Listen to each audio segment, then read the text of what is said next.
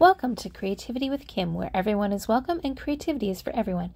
Today we're going to be creating a Valentine treat holder for our sucker, and we're going to be using the Dino-Rawr Stampin' Thin Cut set from Close to My Heart.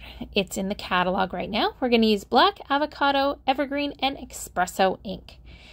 And I have already cut out my little dinosaur out of Mink cardstock.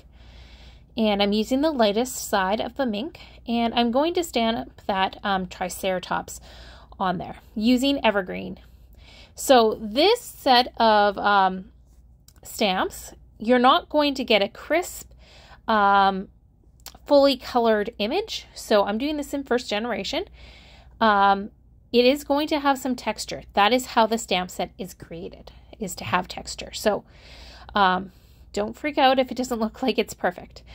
Then I'm going to stamp the little sentiment, your dynamite, on a strip of 1/2 inch by 2.5 of white daisy. And I'm just dovetailing it. So I just did a little snip up the middle and then from edge to edge. And I'm going to add a doodle line to the edges. So I'm just drawing a straight line back using my shoulder to pull it. And then I find for the little arrow parts from the center out to the edge helps me get a pretty good one. So then we have a piece of paper that is 3 inches by 6 inches, and we're going to create our own paper. So we're using the leaf image in first generation, and then we're going to add the little tracks in second generation. And I'm just kind of gonna create triangles of patterns and fill that in. So it was kind of fun to play around. Make sure you're wiping the edge of your block because I didn't do that in a few spots. So I do have a few spots where there's some smudged ink. So I was in a hurry and wasn't really taking my time. Then I'm going to fold that in half so that it'll fit around the sucker. And I used my scoring or my bone folder to just reinforce that fold.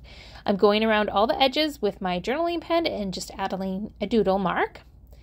And then next we're gonna just use our Versamat to find the center of the bottom so that I know where to punch the hole so that it's centered. So I'm just putting a mark at 1.5 inches from each side. And then at the top, I'm putting a little mark at 1 inch from each edge. So at the 1 inch and 2 inch marks.